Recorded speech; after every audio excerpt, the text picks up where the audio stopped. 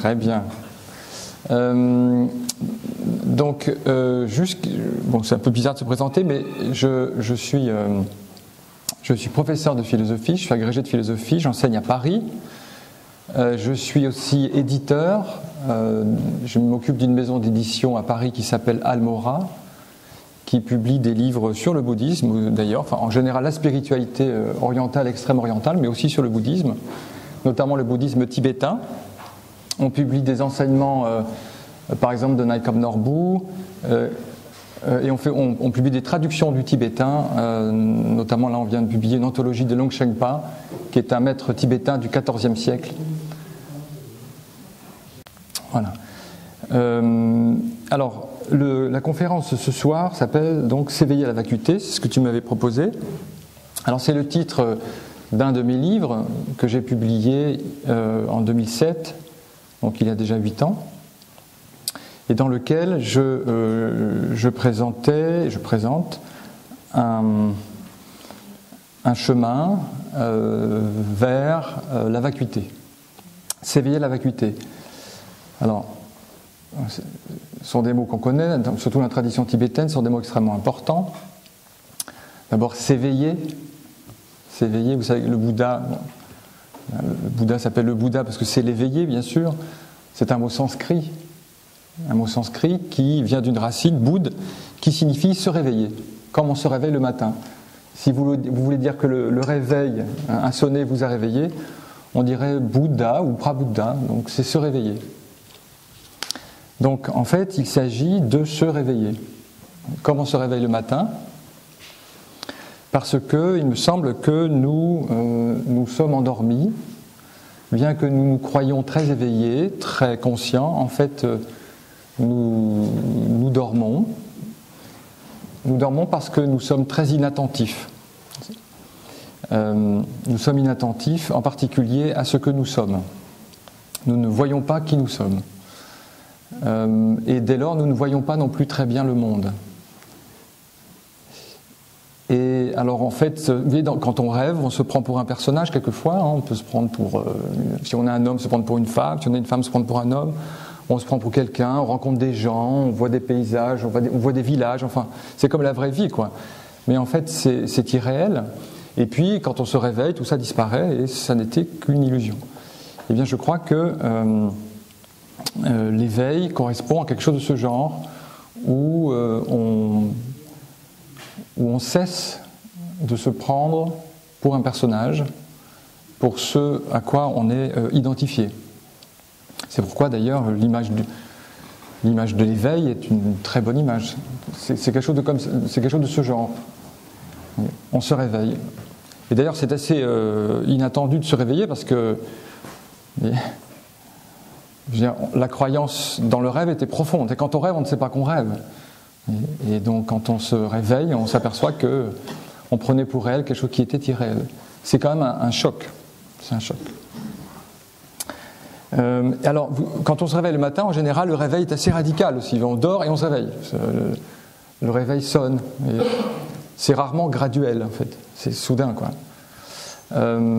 Et la voie que je vous propose aujourd'hui, c'est une voie aussi soudaine.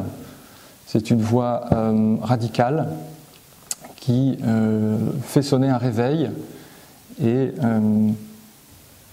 je crois peut nous tirer du rêve si on est prêt à tirer du rêve en tout cas. Alors s'éveiller à la vacuité. Alors la vacuité, dans le train là je réfléchissais en venant, je me disais juste je vais avoir affaire à des spécialistes du bouddhisme. Quelle est mon autorité pour parler devant des méditants bouddhistes de la vacuité? Donc je viens ici avec beaucoup d'humilité. Hein, c'est une proposition que je vous fais. Donc la vacuité, c'est un mot, un concept très très important dans le bouddhisme, pas seulement le bouddhisme tibétain, et pas seulement d'ailleurs dans le bouddhisme, puisque la vacuité appartient aussi au vocabulaire du taoïsme, appartient au vocabulaire de certaines traditions indiennes que j'étudie, moi plus précisément, comme par exemple le shivaïsme du Cachemire, ou même d'ailleurs on peut trouver dans certains textes de l'Advaita Vedanta la référence aussi à la vacuité. Donc vacuité, c'est un mot d'abord sanskrit, c'est shunyata en sanskrit. Shunyata, ça veut vraiment dire vacuité, vide. Et en pali, j'ai regardé sunata en pali. Sunata. En tibétain, là par contre, je ne sais pas, vous me direz tout à l'heure. Alors, la vacuité, dans le bouddhisme, ça désigne vraiment beaucoup de choses. D'ailleurs, j'ai regardé avant de venir s'il y avait un livre qui rassemblait un peu toutes les définitions de la vacuité dans le bouddhisme, j'en ai pas trouvé. Alors, les seules références qui sont vraiment pour moi intéressantes, peut-être que vous les connaissez, c'est dans la revue Dharma, là, qui n'existe plus, je crois d'ailleurs maintenant, qui était faite par Lama Demi.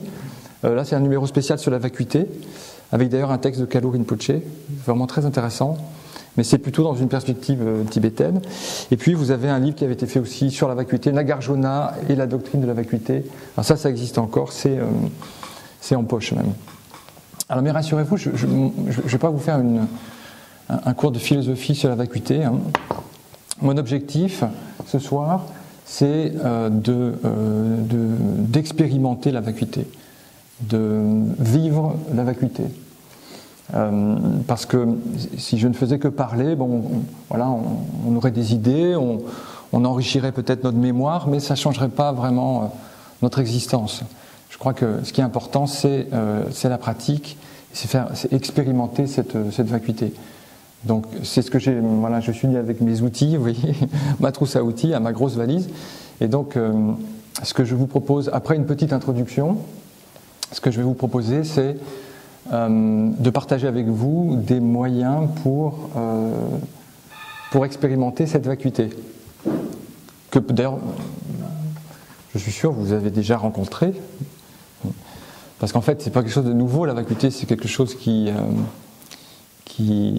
c'est pas quelque chose qu'on va créer, c'est pas quelque chose qu'on va inventer, c'est toujours là, c'est déjà là en fait. C'est déjà là, c'est déjà ici en fait. Alors juste quand même, puisque je faisais remarquer qu'il y avait plusieurs sens au mot vacuité, alors moi j'en distingue deux sens, qui ne sont pas d'ailleurs opposés l'un à l'autre. Il y a un sens qui est plus intellectuel, plus analytique. C'est notamment le sens qu'on trouve chez Nagarjuna. C'est la vacuité chez Nagarjuna, donc dans le Madhyamika, donc dans le Mahayana, la voie moyenne. La vacuité, c'est un outil intellectuel pour déconstruire la substance, en fait. Pour déconstruire la substance des choses, des phénomènes, et la substance du soi. Et donc Nagarjuna utilise cet outil pour montrer que les choses et donc la personne n'a pas de réalité propre. La réalité, c'est svabhava, donc la réalité propre est vide. Et pour cela, il utilise vraiment, c'est la philosophie, hein, il utilise l'analyse.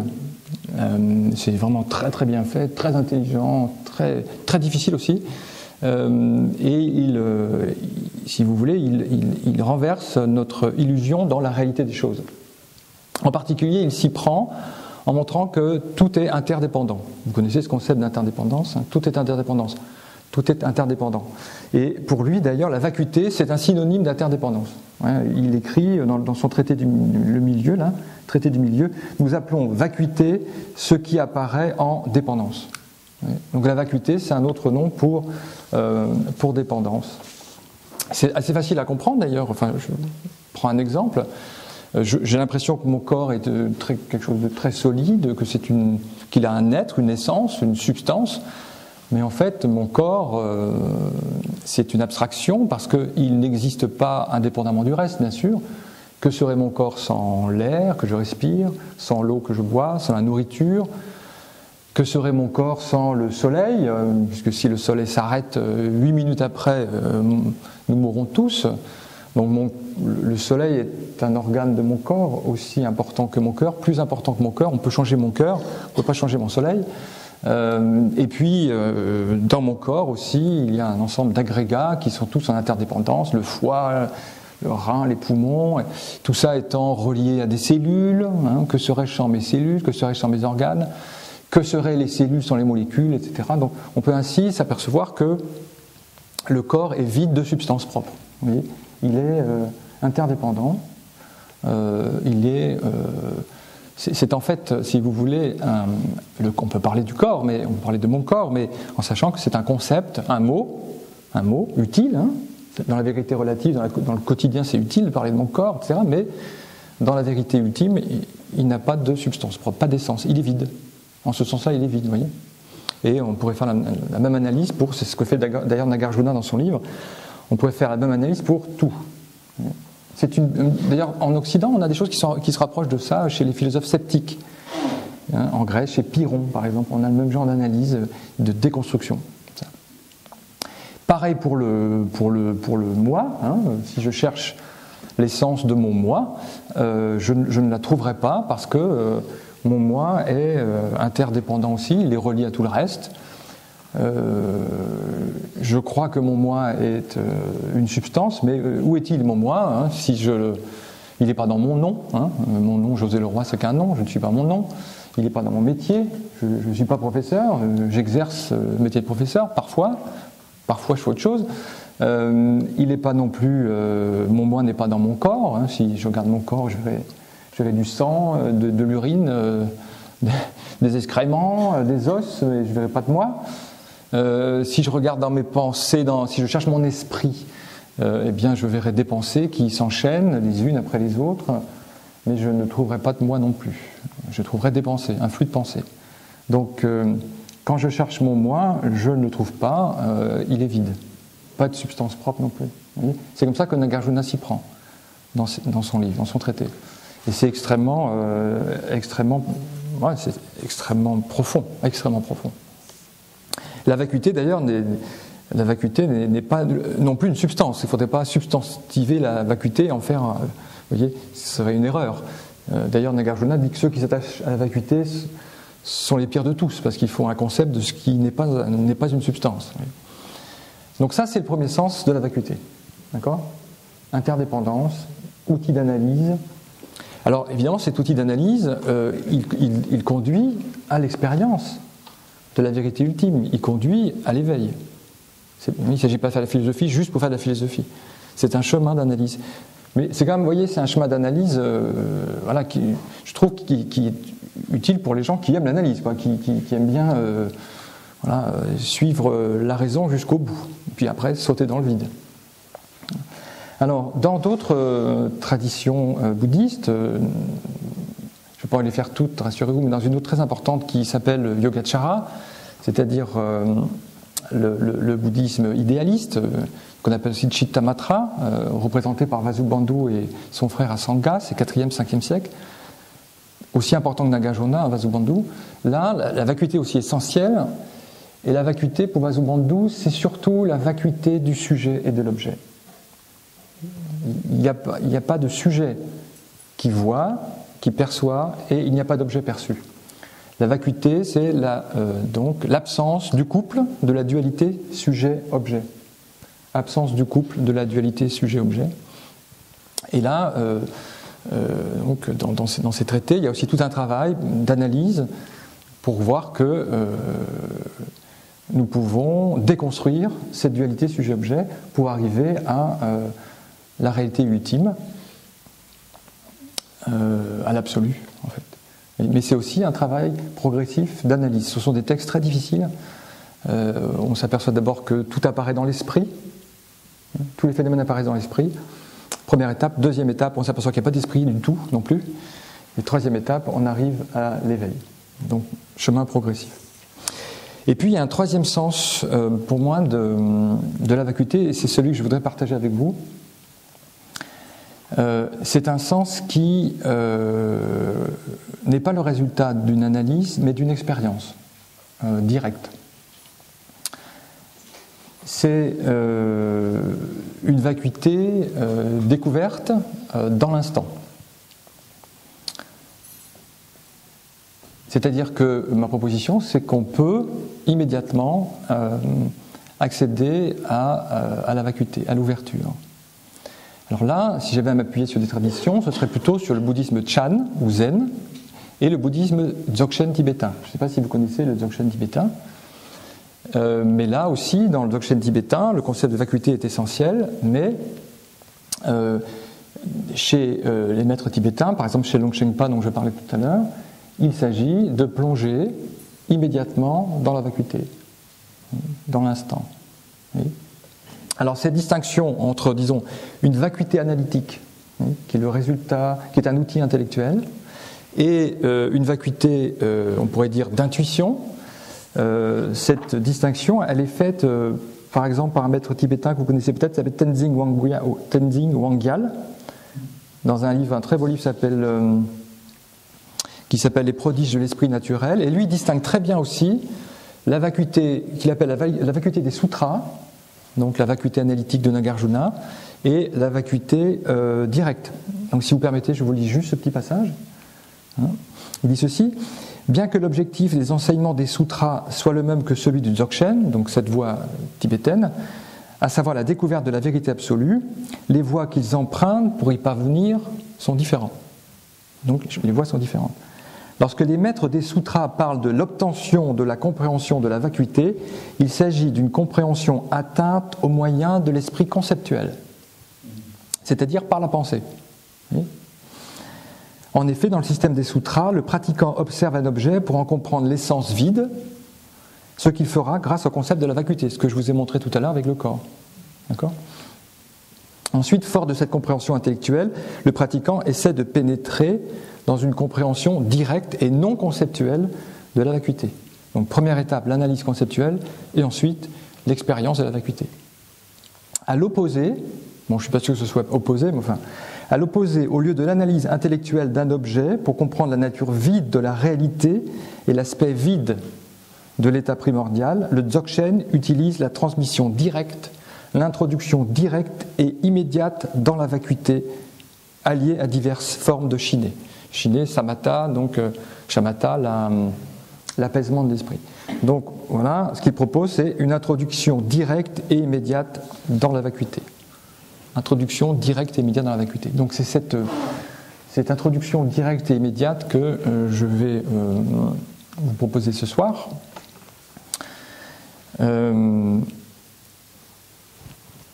Alors, ce que nous allons partager est extrêmement simple. Extrêmement simple. Parce que, évidemment, si j'ai parlé de Nagarjuna, ça paraît difficile. Mais en fait, c'est très simple, puisqu'il s'agit de découvrir ce que nous sommes vraiment, en fait. Et tous les grands maîtres ont dit que c'était simple, en fait. Ça nous paraît compliqué parce que la simplicité nous paraît compliquée. Mais en fait, c'est simple. C'est simple, c'est même évident. Ouais.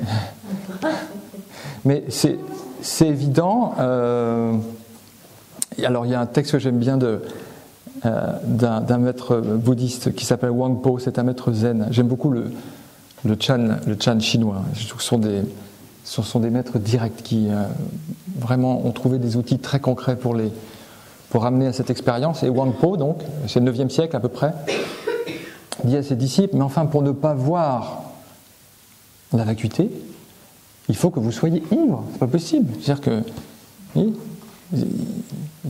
Et effectivement, donc, nous sommes un peu ivres, c'est-à-dire que nous sommes un peu distraits.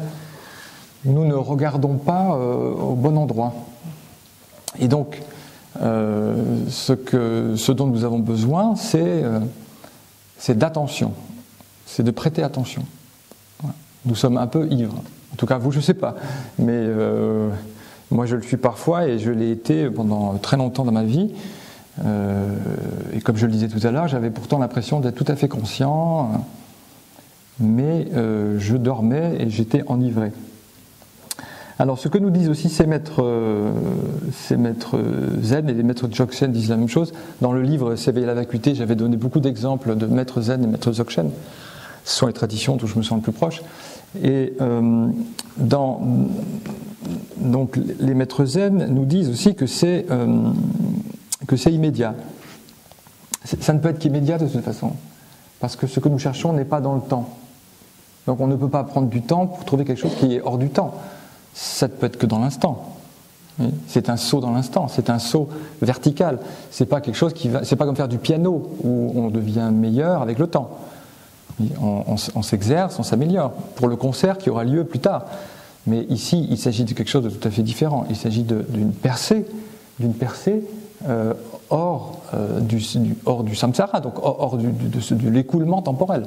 Donc ça ne peut être que dans l'instant. Donc j'avais noté ça là tout à l'heure, 63. Voilà. Alors c'est Wangpo toujours, Wangpo, il dit « Mieux vaut accéder sur le champ au non-esprit ». Non-esprit, encore une manière de parler de vacuité, non-esprit. C'est comme ce brave homme qui a perdu la perle de son front. Il la cherche ailleurs, dans toutes les directions, sans jamais la trouver. Qu'un sage la lui montre et immédiatement il voit par lui-même que sa perle est là, entre les sourcils où elle a toujours été. Les adeptes du zen feraient mieux d'accéder directement au non mental. Donc j'ai bien cette image, elle est célèbre, cette image de la perle. Nous avons une perle au front, nous la cherchons, une perle précieuse. C'est pas une perle, c'est pas le tout venant, c'est pas du plastique, c'est la perle précieuse, c'est ce qu'il y a de plus précieux. Donc nous la cherchons parce que nous savons que c'est précieux, mais nous la cherchons partout ailleurs. Vous voyez ? Donc en général, on va la chercher en Inde. Enfin, moi je suis allé en Inde la chercher, vous voyez ?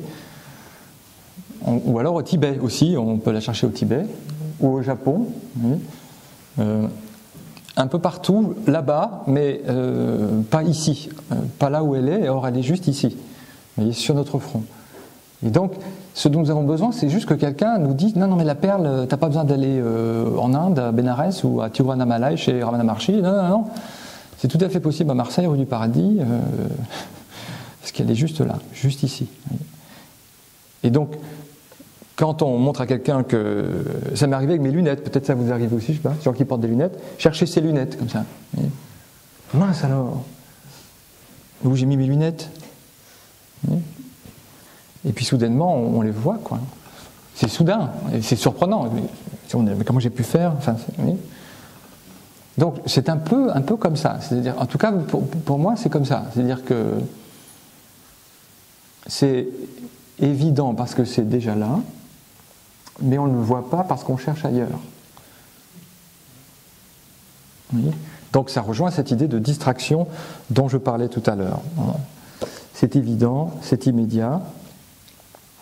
Je sais que ça peut être énervant d'entendre ça, peut-être, mais c'est la vérité. Donc c'est ce qu'il faut dire, puisque c'est la vérité. Alors, vous avez des questions pour l'instant ? Ça va ? Ok. Alors, donc, nous sommes distraits, nous cherchons la perle précieuse là où elle ne l'est pas, c'est-à-dire ailleurs.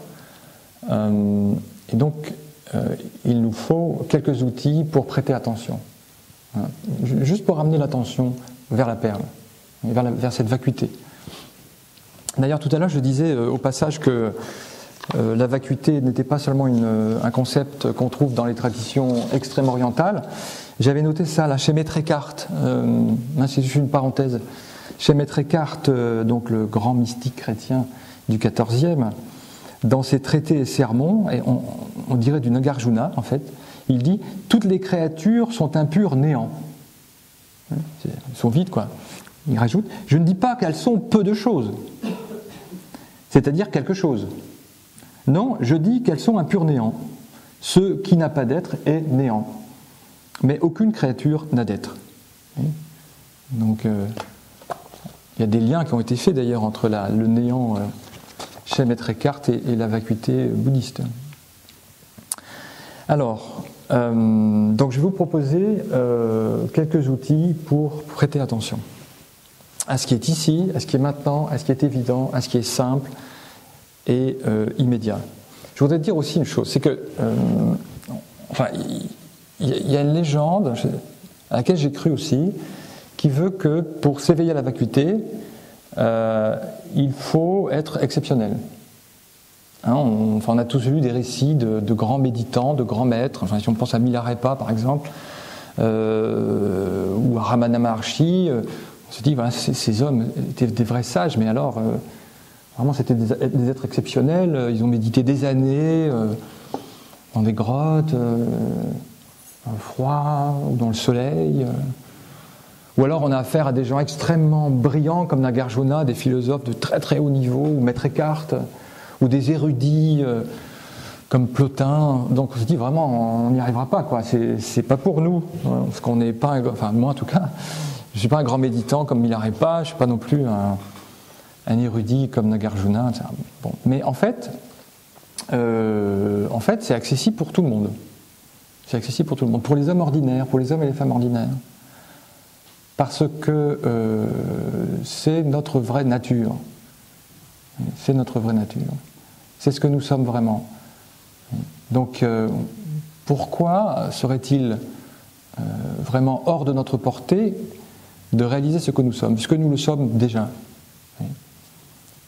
Donc moi j'enseigne l'éveil pour les gens ordinaires. Voilà. Je suis désolé s'il y a des gens extraordinaires ici, je suis sûr qu'il y en a, mais voilà, l'éveil pour les gens ordinaires, parce que c'est ce que nous sommes. Cette vacuité, c'est ce que nous sommes, c'est ce qu'il y a au centre de nous. Et puis l'autre légende aussi, c'est que j'en ai parlé tout à l'heure, mais que c'est difficile à partager, oui. Que c'est difficile à transmettre, que une voix ne peut pas le partager. Or, moi, ce que je vais essayer de vous montrer, je pense que c'est facile à partager, et que c'est même la seule chose entre guillemets, qu'on puisse partager ensemble, parce que tout le reste on ne peut pas. Vous voyez, si je voulais partager avec vous les émotions que j'ai ressenties cette semaine, les 15 derniers jours, je pourrais utiliser des mots, mais je ne pourrais pas vraiment partager ce que j'ai ressenti. Et de même, vous, les émotions que vous avez ressenties, vous ne pourrez pas non plus les partager, parce que ça passe par des mots. Et puis, les mots ne sont pas adéquats à ce que nous vivons, à ce qui est du vécu. Et puis en plus, ce que nous vivons, c'est singulier, ça nous est propre en tant qu'individu. Si je mange une pomme, je ne pourrais pas vous partager le goût que j'ai ressenti. Vous allez manger la même pomme, mais ce sera votre goût, ce ne sera pas forcément le même. Donc, en fait, nos sensations, nos sentiments et même nos pensées sont individuels. Donc on essaye de les partager, mais enfin il y a souvent plein de malentendus. On devine à peu près ce que l'autre ressent, mais c'est pas vraiment partageable, je crois, parce que c'est singulier et individuel. Or, la vacuité, c'est ce qui nous est commun. C'est ce qu'on partage tous, absolument. Donc, c'est pourquoi on peut le partager, puisque c'est universel, vraiment universel. Et on va la partager, là, comme on partage du thé. C'est vraiment, en ce sens-là, partageable. Je trouve ça que c'est formidable aussi. J'espère vous le montrer. Alors, juste 2 mots encore pour annoncer l'exercice là qui va venir. Alors, comme j'étais dans un centre bouddhiste, je me suis dit, je vais prendre une référence bouddhiste, ça va leur plaire. Et je vais m'appuyer sur un maître zen qui s'appelle Huineng. Je ne sais pas si vous le connaissez, Huineng. Non ? C'est le maître probablement le plus important du bouddhisme chinois et même zen. C'est le 6e patriarche, donc c'est 7e siècle. Il a écrit un livre qui s'appelle le Sutra de l'estrade. C'est le seul texte qui est l'autorité des sutras du Bouddha. C'est le seul texte non bouddhique, non de Bouddha, si vous voulez, qui soit un sutra. Et donc c'est un texte très très important. Et ça me permet d'annoncer l'exercice qu'on va faire, qui a à voir avec la vacuité. Donc juste quelques mots sur son histoire, parce qu'elle est tellement touchante. C'était un Chinois pauvre, un paysan, illettré, dit-on, et qui avait une maman, et il avait une mère, dont il s'occupait. Et un jour, alors qu'il était en train de ramasser du bois, il entend des hommes marcher, et ces hommes chantaient un texte bouddhiste, le Sutra du Diamant. Il entend ce sutra donc pour la première fois, et il est stupéfait, il court, il va voir les gens, il leur demande mais qu'est-ce que c'est que ce texte, d'où ça vient, et on lui dit c'est le Sutra du diamant, et on l'a appris d'un maître qui s'appelle Ongren, le 5e patriarche, c'est très très loin d'ici, dans le nord, faut que tu ailles là-bas si tu veux. Et c'est ce qu'il fait, il s'arrange pour que sa mère n'ait plus, il s'arrange pour que sa mère n'ait plus besoin de lui, et il va à pied dans ce monastère. Après une longue marche de plusieurs semaines, il arrive au monastère, il frappe au monastère, c'est le 5e patriarche qui lui ouvre et qui lui dit mais qu'est-ce que tu viens faire ici, toi, espèce de pauvre du sud là, il n'est pas très bien reçu, et il répond la nature de Bouddha ne vient ni du nord ni du sud. Donc très belle réponse. Et le maître le laisse entrer et lui dit mais tu vois, tu es un illettré, donc je ne peux pas te laisser entrer au monastère, je ne peux pas faire de toi un moine, tu vas aller dans la cuisine piler le riz. Voilà. Et c'est ce qu'il fait. Pendant 9 mois, il pile le riz dans la cuisine, il n'a jamais le droit d'aller méditer avec les autres. Et puis il y a un petit concours parce qu'Ongren se fait vieux et il veut chercher un successeur. Donc il dit à ses moines, voilà, je voudrais que vous écriviez une gatha, c'est-à-dire un petit poème. Et la plus belle gatha, eh bien, désignera le maître. Donc je choisirai l'auteur de la plus belle gatha. Alors les moines entendent ça, mais se disent c'est forcément le plus vieux moine qui s'appelle Chengxu qui va remporter l'épreuve, hein, parce qu'il est là depuis très longtemps, il médite très bien toute la journée. Et Chengxu écrit un petit texte, je le lis, il dit ceci: le corps est l'arbre de l'éveil, l'esprit est comme un miroir clair, appliquez-vous sans cesse à l'essuyer, à la frotter, afin qu'il soit sans poussière. Vous voyez, donc il compare l'esprit à un miroir, puis il faut bosser, quoi. Il faut bosser, il faut nettoyer, il faut méditer. Voilà. C'est ça un peu l'idée. Hein. Je simplifie, mais c'est ça. Et alors quand Ongren voit le texte en allant au dojo, il dit oh là là, magnifique texte, celui qui le récitera se réincarnera dans les paradis célestes, ça, mais il n'est pas très satisfait. C'est pas le signe d'un accomplissement. Et le concours arrive aux oreilles du petit moine. Vous vous souvenez là du petit paysan qui pilait le riz. Donc il entend que il y a un concours. Et parce qu'il entend, on chante la gatha dans la cuisine, donc il entend, et il dit moi je voudrais aussi écrire une gatha. Comment toi? Mais tu sais même pas lire, on se moque de lui. Il dit non, tout le monde a droit, hein, c'est ce qu'a dit Ongren, tout le monde a droit, donc je veux aussi écrire un texte. Alors on l'amène devant le dojo, et on écrit à la craie, sur le mur, sa gatha, qui est ceci. C'est celle-ci. L'éveil ne comporte point d'arbre ni de miroir clair. La nature de Bouddha est éternellement vide et pure. Où la poussière pourrait-elle se déposer? La nature de Bouddha est éternellement vide et pure. Où la poussière pourrait-elle se déposer? Quand Ongren, le 5e patriarche, voit ce texte, il demande qui l'a fait. On lui dit c'est le petit paysan là-bas, l'illettré là, le va-nu-pied. Donc il entend ça et il efface le texte. Et il dit non, c'est pas bien du tout. Il efface le texte.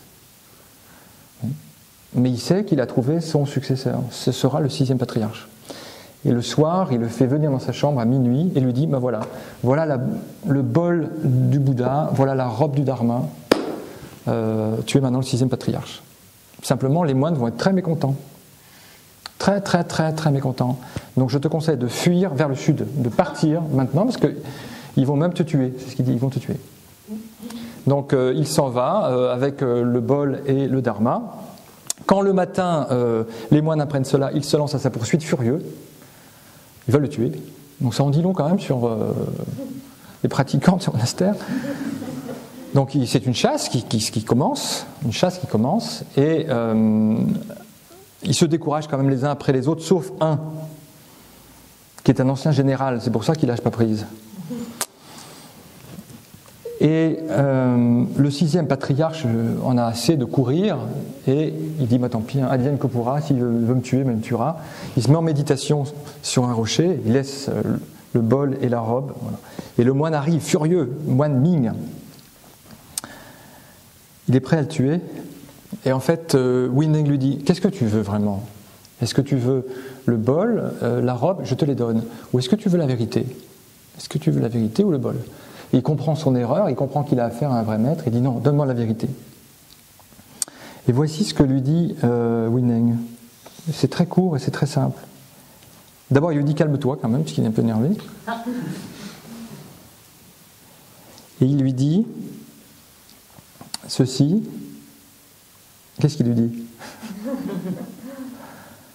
Si tu ne penses ni au bien ni au mal, en cet instant précis, quel est ton visage originel? Si tu ne penses ni au bien ni au mal, en cet instant précis, quel est ton visage originel? Et le texte dit, en entendant cette question, Ming eut l'illumination instantanée. Son corps était couvert de sueur et il demanda, en dehors de ces paroles secrètes, y a-t-il quelque chose d'autre, quelque chose de plus profond? Et le patriarche dit, non, ce que je viens de te dire est la totalité de la vérité. Voilà. Donc, voilà, en cet instant précis, si tu ne penses ni au bien ni au mal, quel est ton visage originel? Et ça éveille Ming dans l'instant. Donc c'est cet exercice que je voudrais faire avec vous. Je voudrais partager avec vous le visage originel. Le visage vide. Vous voulez bien? Alors pour ça, je suis venu avec un petit outil. Parce que la phrase bon, elle peut être suffisante ou pas, en fait. Elle peut être suffisante. C'est un koan maintenant, hein. C'est un koan, c'est-à-dire c'est une phrase que le maître donne au disciple et le disciple doit réfléchir à cette phrase et quand son mental arrive au bout, il explose et la vacuité se révèle. Il explose ou pas, c'est ça le problème, il explose ou pas. Donc moi ce que je vais vous proposer là c'est un outil qui je crois peut être efficace. Donc c'est une carte pour chacun. Vous voulez bien distribuer, ouais. J'espère qu'il y en a. Dans ma vie, j'ai eu la chance de rencontrer certains maîtres exceptionnels à qui je dois énormément, je dois plus que ma vie. Des maîtres, on rencontre des maîtres, c'est important, hein, c'est essentiel bien sûr. Ici, il y a tant de maîtres, Kalou notamment, Kalou Rinpoche. Donc moi j'ai rencontré un maître exceptionnel qui s'appelait, puisqu'il est décédé maintenant, Douglas Harding,